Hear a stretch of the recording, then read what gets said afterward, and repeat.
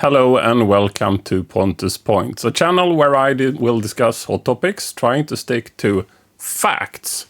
My conclusions will most often neither be black nor white, but within the grayscale. That will make my conclusions unpopular in the partisan world where people either advocate the black or white position, of course. Today's topic is energy and electricity in particular. Let's move to this. All right.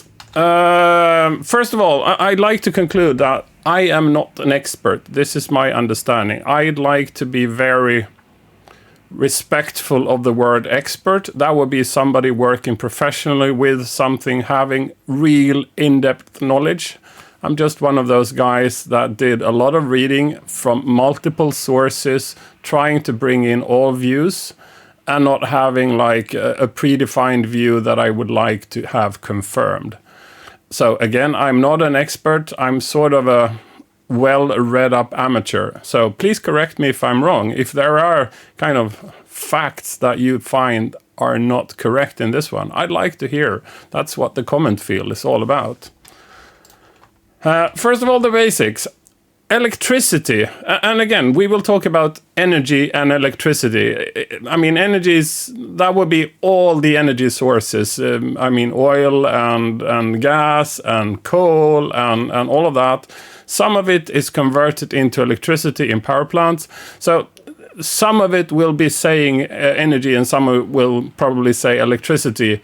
And of course, it's not the same thing. But most of the time, it's what we need to do in order to provide electricity. That is sort of the main point, just to have that said.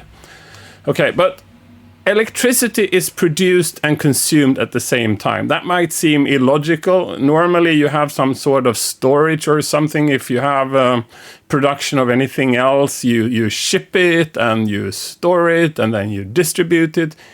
I mean, because electricity travels nearly at the power of the speed of light, that means that consumption and production needs to be very coordinated, which means that the production needs to be very receptive of any changes in the consumption. And also production and consumption needs to be in some sort of proximity. When I Google, the longest distance I can find where you would have a consumption in one place and production in one would be 2,500 kilometers. So anybody who has the brilliant idea of solar panels in Sahara and then powers up to Europe, yeah, I'm sorry, that won't work, because that is longer, because then you would only get to like the south of Switzerland or something. It would probably work for Italy, but really not for the north of Europe. We need to find something else that is closer. And also there is also like a loss of energy when you have it travel long distances. So again, you would have a loss unless you have production rather close to where it's actually consumed. And one of the things I tend to hear here in arguments is that source of electricity is bad because X, Y, and Z.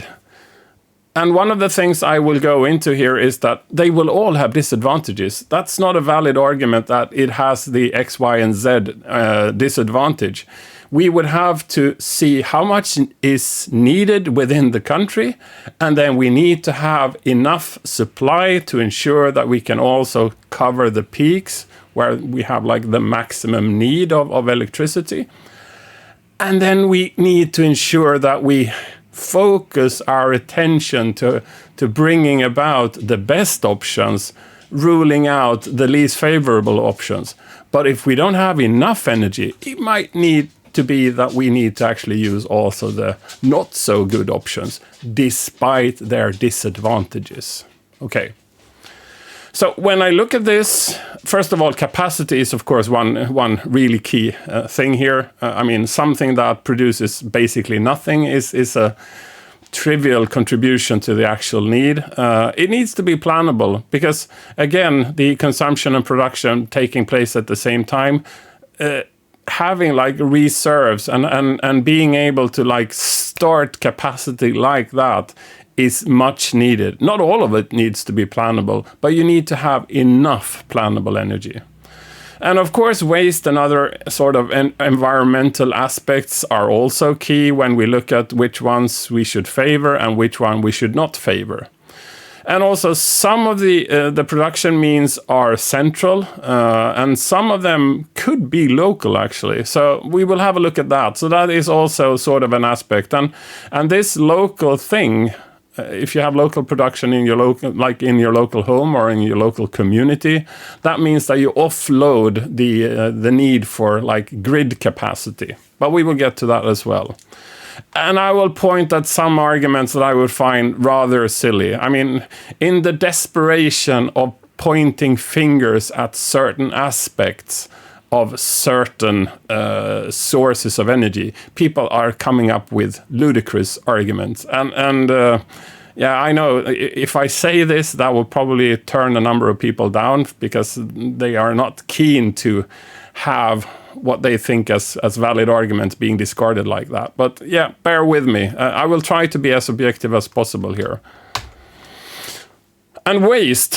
First of all, when I say waste, in the foreseeable part here, I will point at waste during like the energy extraction part. If you build a power plant, that is also going to kind of be a burden on the environment, and when it's sort of finished its technical lifespan and you're going to bring it down, that would also be waste. That aspect of waste I will not bring into this, because I mean all of the solutions I'm looking at here would have like a construction phase and possibly also a destruction phase, and all of that will have sort of environmental impacts. So and I don't have any basis for evaluating them between one and another. So I'm sort of discarding that aspect of waste. So only looking at sort of the phase where we are harvesting the energy, or harvesting. I'm not really sure if that is correct English term either. Okay, and also one of the sort of fundamental things which I think it's rather important, and this one is from the Department of Agriculture in the US. So looking at carbon emissions, the CO2 emissions, there is sort of the bigger loop and the smaller loop. And if you look at the right here, the smaller loop would be like if you burn wood. You have a tree that attracts CO2 when it's growing, and then you burn it, and then you re-emit CO2 into the atmosphere. But that CO2 could be sort of eaten by a new tree. So that is sort of a closed loop. There is, of course, particles and stuff when you burn trees as well. But I mean, let's not look at that in too much detail, because again, the focus on this one would be CO2. If you extract coal, natural gas, or oil, you are bringing something from like deep down the bottom of the sea or in mines and whatever. And then you burn it, you would have the particles, you will have CO2, but that CO2 will never go back into the ground. There are like experiments of harvesting CO2 and putting it back into ground, but that's sort of, I think this is also sort of a key understanding why burning wood is fine, whereas burning oil is less good, a lot less good. So, I mean, the best thing here would be that you would have another source of energy, and you would, when you bring a tree down, you use it for construction, because that is actually kind of binding CO2 as long as the tree or the wood is used for construction. And one of the other things here I'm also kind of key to point, which I find it's key to point out, is, and again, this is from Our World in Data, which is from one of the universities in the UK. Is it Oxford or Cambridge? Yeah, one of the universities in England at least. So they have here set up a comparison basically on the death rate based on accident and pollution, and also the sort of amount of green gas emissions from each of the energy sources. Again, I think this is relevant when you compare them side by side. And if you look at the table here, Coal is horrendously bad, both in terms of accident and death out of air pollution, as well as greenhouse emissions. That's a crappy source of energy seen from the death toll and also the pollution. Oil, still crap. Natural gas, better but still crap. Biomass would be burning woods and stuff like that. It's still not very good. So the four good ones here are hydro, wind, nuclear, and solar. And I'm sure a number of you would sort of bounce when you see nuclear, because when you see nuclear, you tend to think that that is a lethal thing. And we have had nuclear accidents with fatalities as well. But if you look at the number of fatalities over the energy it produces, and also the amount of greenhouse gases actually emitted during production, I'm not saying this is neglectable, because every death is a death, and it's a loved one having family and so on.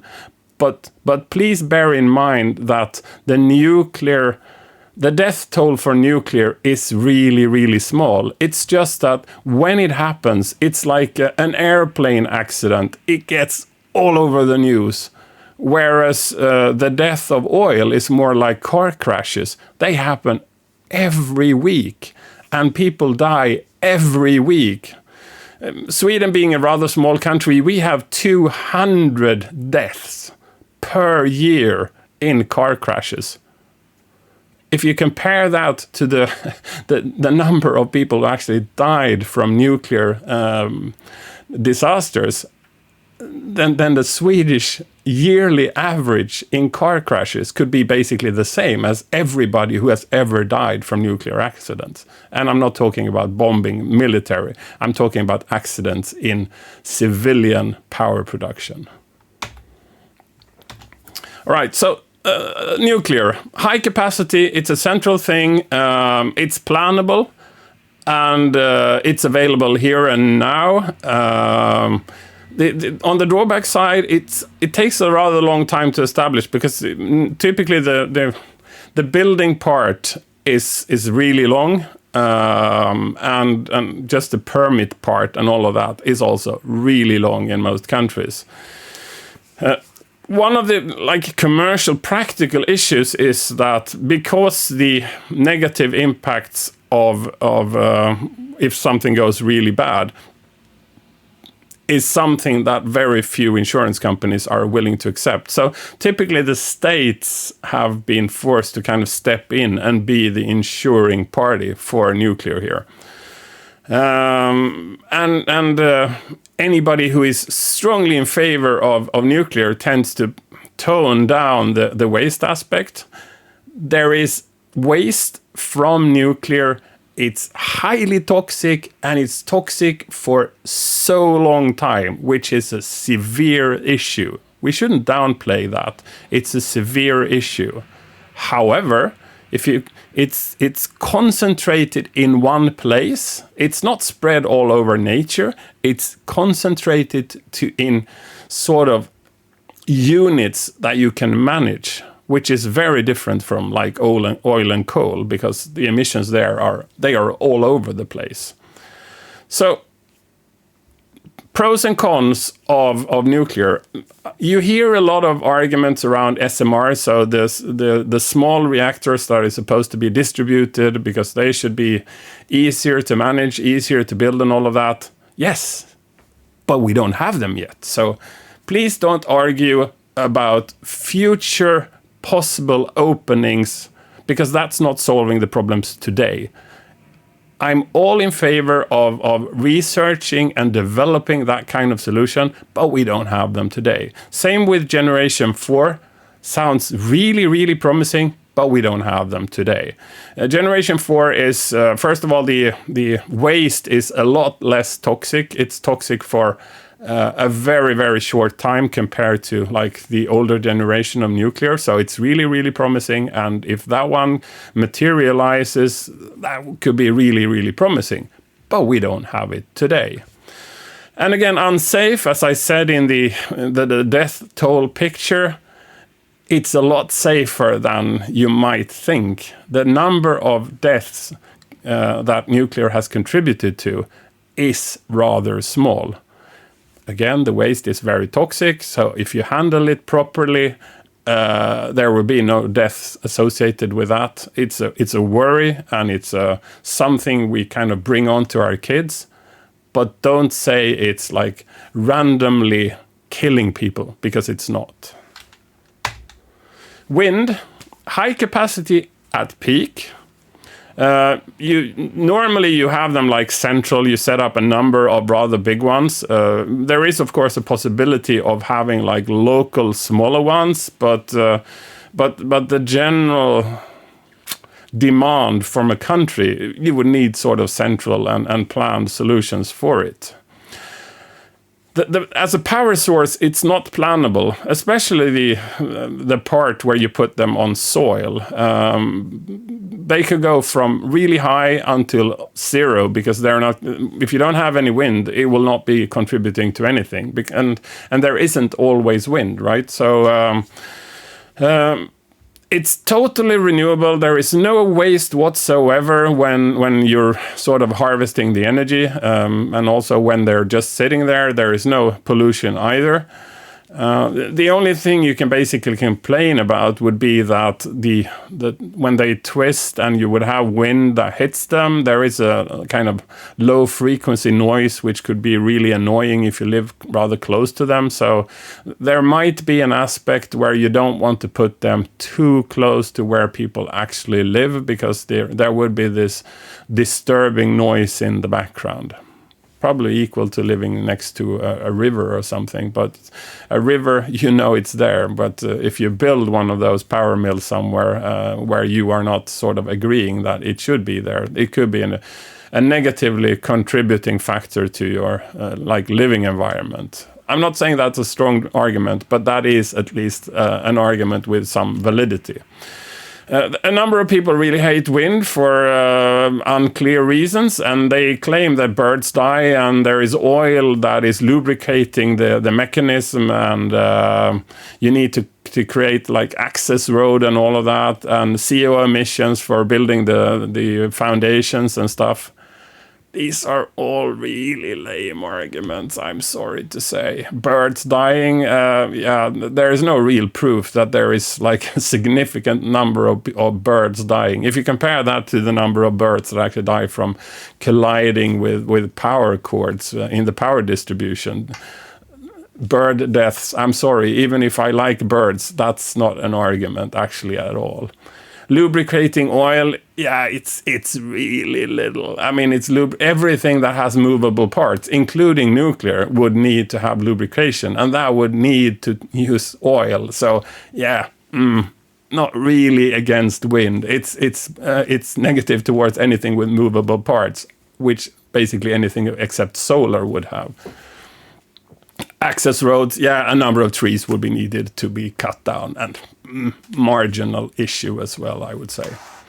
Right, and CO2 emission for production and of the actual plant and the foundation and the tower and all of that, but all energy sources we need to have something related to that, and this is not really a super negative and strong argument against wind.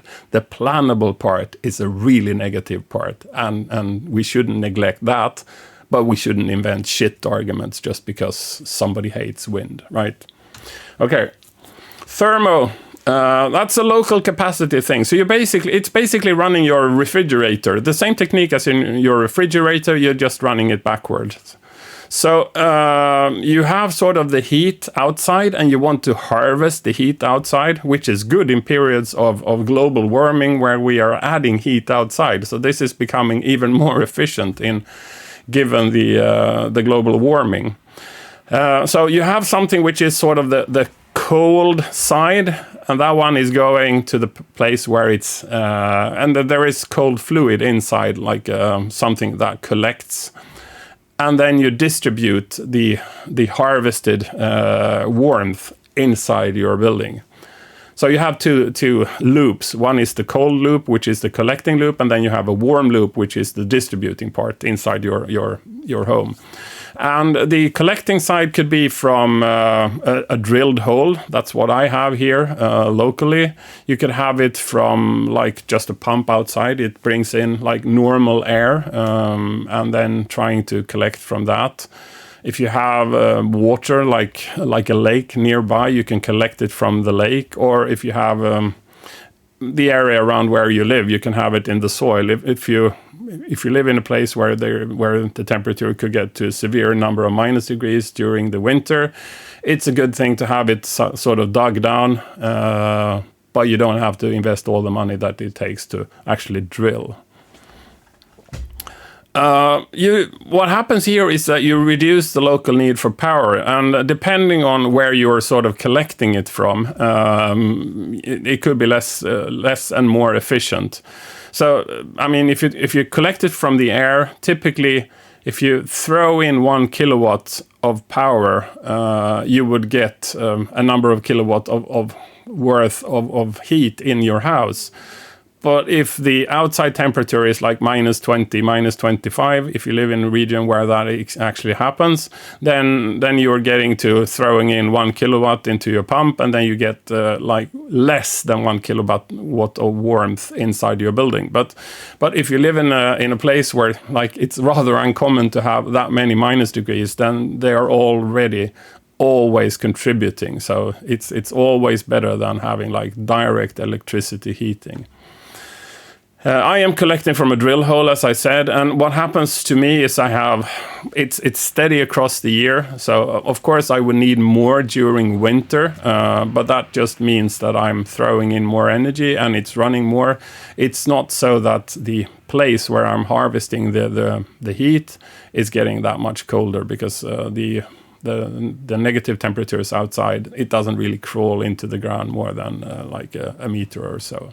So anything below that is sort of constant temperature, and I can harvest that. So and the pump I have, when I feed it with 1 kilowatt hour of electricity, I will get 4.5 or thereabout kilowatts hours of heat in return. So I'm harvesting from the earth basically for nearly free, which is a super good way. I strongly recommend this, and in my conclusions I would again strongly recommend this.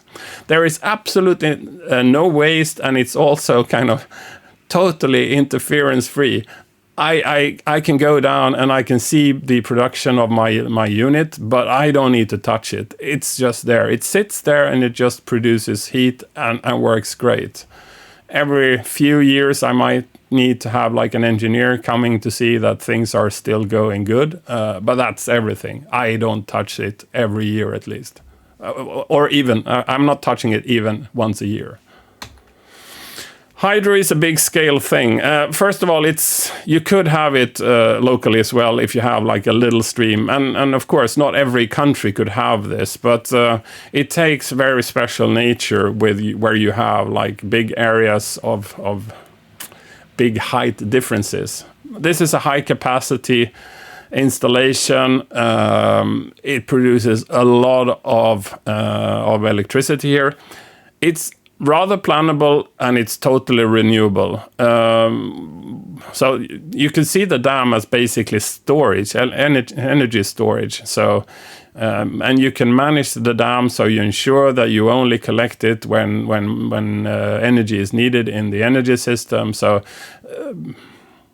a number of negative aspects would be that it changes the landscape, and if you have habitation of people or animals or whatever on the dam side, when you add the dam, that's going to be flooded underwater, which would be sort of negatively impacting that. But it's sort of a thing, you do it and it's a bad thing once, and then that negative aspect is no longer kind of recurring. It's a one-off thing. It doesn't have any waste whatsoever. but again, one of the biggest constraint here is that it's only available for some countries. For Sweden and Norway, it would be great because we have big mountains. In the border between our countries, and the elevation from the mountains down to where you can harvest is great. So we have big rivers that we can harvest energy from, and so we get a solid baseline of clean energy from this. And if you compare to countries such as Denmark, which is all flat and they don't really have any rivers because they don't have any elevation such as that, that's not available for Denmark. Sorry, life isn't fair. Solar, high capacity. It could be high capacity, but it could be sufficient capacity. You can build central places where you harvest it, but you can also have it on your roof and ensure that you only use. So you basically produce your own supply of energy, and nowadays, it's typically also possible to kind of sell back energy. So you can be a local producer selling to the energy company during the peak hours. If you combine this with a battery, a local battery solution, that means that you can fill your own batteries, which means that any power outage you will not affected because the battery will serve you, and you can fill the battery from the grid when it's cheap, and you can fill when you have on sunny days you fill your own batteries, and you can fill them using the grid on like cloudy days. So that gives you a lot of flexibility, and there is a high probability that your energy bill will go down to near zero if you have a solution with enough capacity of solar panels, including batteries. So this is a rather tasty. It's a rather hefty investment, of course, as is the thermo, I should say. But normally, given sort of today's energy prices, you could get back a fair installation within like 10-ish years, and that might be a good thing. It might be something to consider. It's totally renewable. There is no waste. Again, when you need to divest from the panels, there might be waste, but in general, when you operate solar, it's not giving you any waste whatsoever. And there are no movable parts. So here there is no need for lubrication that needs oil. That could be an argument. That's not an argument.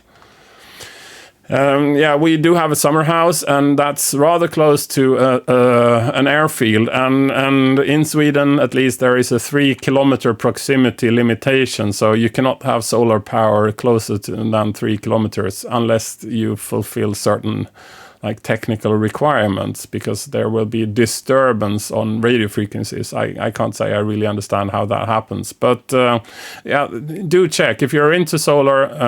Do check that you don't have that restriction. Otherwise, this is a good thing. Coal, oil, and natural gas, high capacity. You could have it central. You could have like central power plants that does this. But you can have it really local. I mean, most people with a traditional car would have it because they are burning petrol, which is sort of oil in a refined form. It's plannable, but it's also portable, which is kind of cool with it. So you can take your energy. It has like a tangible form, which you can transport to some other place, and then you can burn it there. So you can kind of move the source of the energy to the place where you want to consume it. But the negative part here is the environment part. It's since you're burning something, it emits particles and it's emitting CO2 and it's driving global warming and it's adding acid rain. It's crap from that perspective. And the other thing is that if you look at who produces, especially oil here, it's typically... There are very few exceptions to the rules that it's authoritarian states producing oil. Norway would be a sort of an exception, a democracy that actually exports oil. And the US exports a bit of oil. It's not that much, but it's actually a net exporter. And the US is of course a democracy here, but if you look at the Venezuela and the Iran and Iraq and Russia and the others known for exporting oil, it don't really fall under the category of a democracy. So, I mean, using oil is actually sponsoring lack of democracy. I think you should consider that as well as a highly valid argument. I would here add a few details around Sweden because, I mean, I am mostly aware of the Swedish situation and the Swedish debate. So if this is not valid for you, then feel free to skip it. But there are a few aspects that would be kind of globally applicable. We do have a special authority called Energimyndigheten, so the Energy Authority. So it's sort of a state-based report where I extracted most of the information you will see here. So this is the general Swedish energy system. It's not just the electricity system, it's the energy system. And so what you have here is water power, so hydro and wind and solar and nuclear.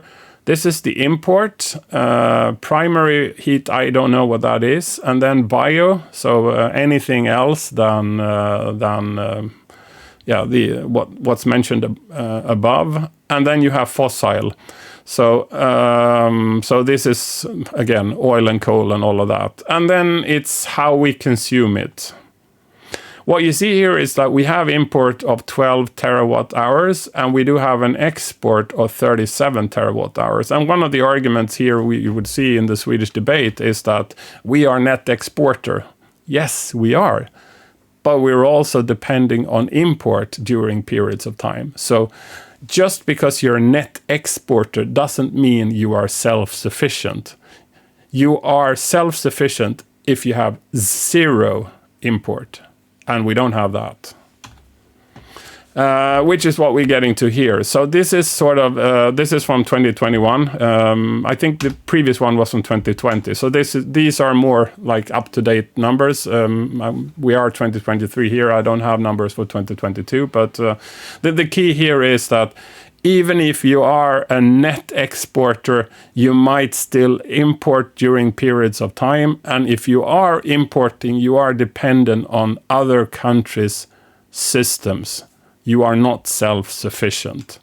And not being self-sufficient means that you cannot basically control your energy system because there are parts outside of your control. You are depending on others. We also have a debate on who actually killed nuclear. It's not killed, but there was a dismantling of, I think it's 4 of the power plants. We had a referendum in 1980 but there was no clear yes and no clear no. There were 3 options, option 1, 2, and 3. Option 1 was yes, we should eventually get rid of it, but we will use it for as long as we don't have any valid option. Option 3 was we should get rid of it and we allow it to take 10 years. And option 2 was sort of a compromise between the other 2. And first of all, our referendums are always only guiding. They don't. It's not mandatory for any government to follow their decision. And I guess you could say that we didn't do that. Option 2 was the winning one. The middle milk. It says we'll get rid of it probably within 25 years, and it's been more than 25 years. So eventually we actually did implement line 1 or option 1, even if option 2 was the winning one. If you look at the political parties here, only like the Liberal Party, Liberalerna, have been sort of vocally pro-nuclear throughout the last few years or a few decades, possibly even. The Green Party is the one that took really strong pride and marketed that it was responsible for closing down nuclear. One thing I should also say is that nuclear was actually the nuclear plants that were closed down for commercial reasons. We had kind of special levies on nuclear, and there are subsidies on other power sources, and that sort of meant that nuclear at those price points were less profitable than other sources. It was basically being sort of a loss business given those regulatory interventions. But of course, if you took away the regulatory interventions, it was still highly profitable. But again, so people saying it's not a political decision, it was a commercial decision, are sort of looking away from the fact that there was actually heavy political intervention that influenced the validity of the commercial validation or the commercial conclusion. But now when nuclear is back in fashion, there is a lot of finger pointing, who is to blame and who did it, and no, it was you, no, but you were also involved, and all of that political bullshit kind of things. So, yeah, that's sort of a summary of the political area of Sweden when it comes to nuclear. Yes. So my conclusions: who are to blame for the issue we have in Europe with skyrocketing energy prices? Well, to be honest, there is one key party to point fingers at, and that is the Green Party from Swedish perspective, the Green Party in Sweden, because if we hadn't turned off those 4 nuclear plants, we would have had sufficient energy to not import at all at any given time. So the key culprit here is the Swedish Green Party. If we look at the entire European system, because we're all connected to Nord Pool, which is sort of the spot market for energy inside of Europe, Germany is the key culprit here, and the German Green Party is the key culprit of the European situation. They were the ones forcing the termination of the nuclear power plants in Germany. And then moving away from nuclear, which is totally CO2 free during its normal operation, and replacing it with natural gas from Russia is stupid from 2 severely bad positions. First of all, you are suddenly adding CO2 emissions from something that is CO2 free to something that adds CO2. And from an environmental perspective, that was really dumb. And the other part is a dependency on Russia as a provider of energy to you. Yeah, after the attack on Ukraine, being dependent on Russia for your power production is really strategically dumb. So Green Party in Germany, Green Party in Sweden, shame on you. Yeah. And of course, these parties aren't big enough to kind of have their own majority. So a number of parties sort of didn't stop, allowed them to use their political leverage to achieve those stupid goals, strategically and financially stupid goals, and environmentally stupid goals as well. So any party who was involved in the decision of turning off working nuclear plants before you have something else is to blame. So what do we do now? We have a situation where we have an energy deficit. First of all, nuclear in France has been an issue for a number of years. To be honest, I haven't kept updated on the last kind of development, but we had an issue with France not exporting nuclear energy to the extent it has been doing like over the last period.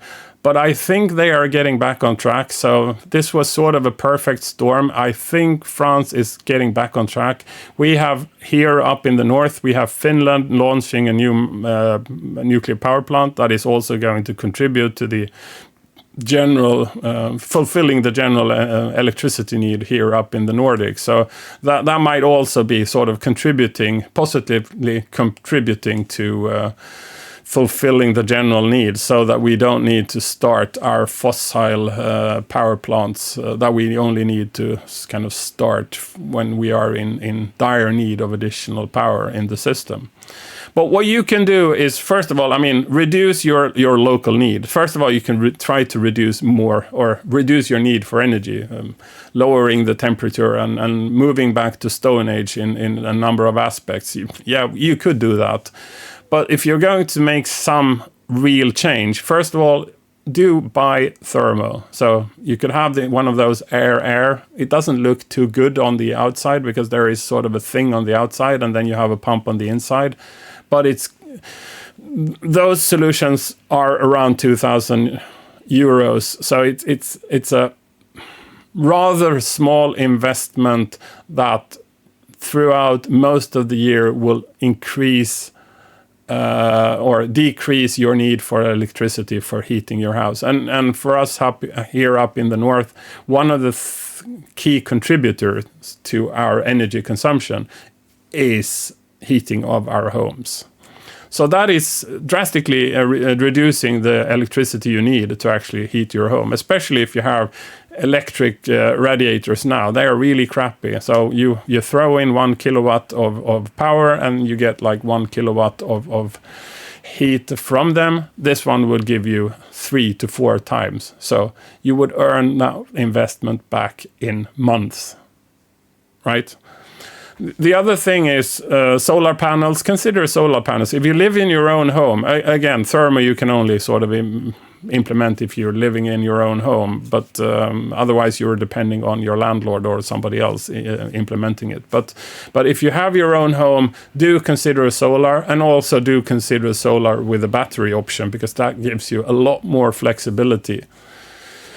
And of course, do anything you can for insulation, especially if you live in a house with a roof such as this. Then you can insulate the top and ensure that, when you go out on the winter, one of the key parts where heat leaves your body is from your head. So wearing a hat or a cap or something, that is drastically reducing the duration of or how fast your heat evaporates from your body. And the same with your house.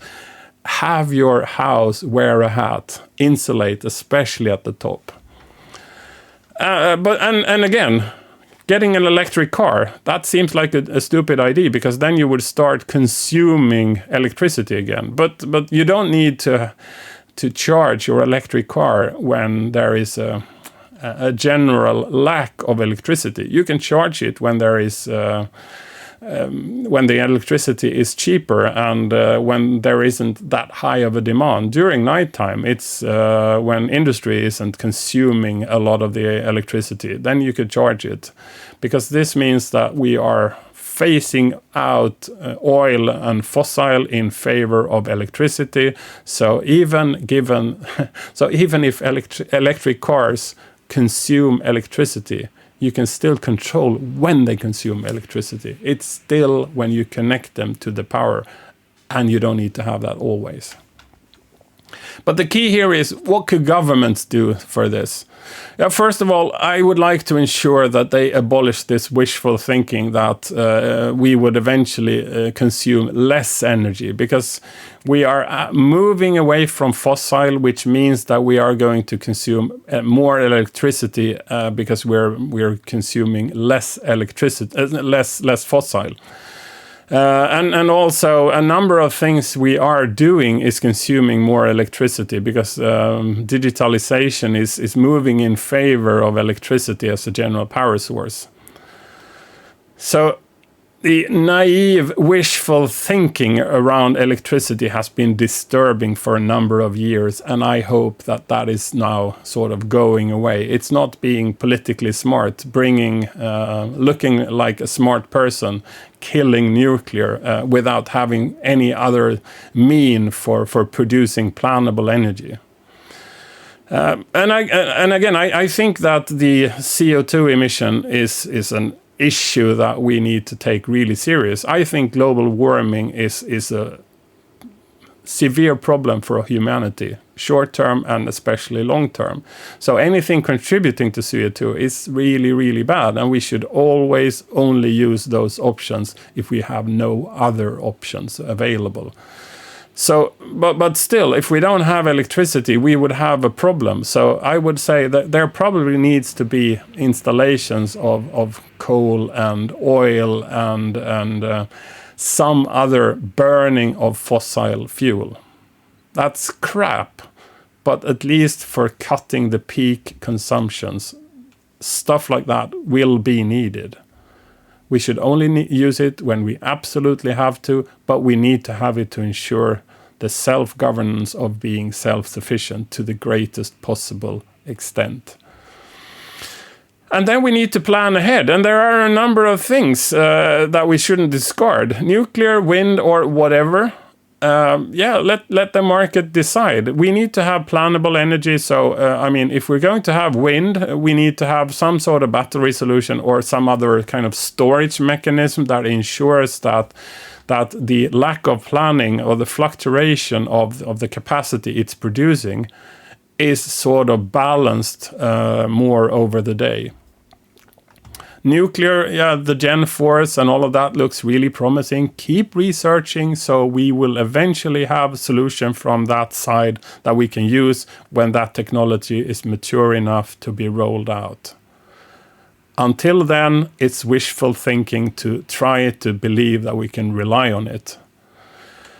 And the key conclusion is still here. We can only be picky if we have a grand surplus. We cannot assume that we can take away the sources of energy that we see as bad unless we supplement it with something that we see as good. We could not remove energy from the system, and as a result of that, we stand with too little energy for the consumption. We cannot starve from an energy perspective. We cannot kind of throw away food and then starve to death afterwards. That's not responsible acting. And my general sort of list of in which order I think we should reduce production. First of all, coal, oil, and natural gas. Probably in that order. I'm not really sure. Again, they are crap from all perspectives. Coal and oil and natural gas adds to CO2 pollution. It's really bad from that. Oil is sort of funding authoritarian regimes. We don't want that. Natural gas, key source of revenue for Russia. So again, funding an authoritarian government. And then there is basically nothing, and then there is nothing, and then there is nothing, and then comes nuclear. Eventually, we will try to get rid of nuclear, at least nuclear as we know it today, because the waste is an issue, but we cannot get rid of it at this time. And the naive position that we should get rid of it should have to be abolished, because that is not the situation we are in today.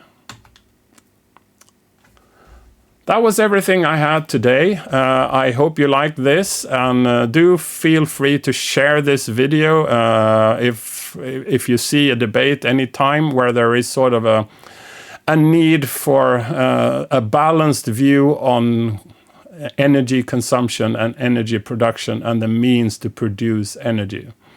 I hope you have enjoyed it. Feel free to subscribe. I wish to see you again next time I make a video. Bye-bye.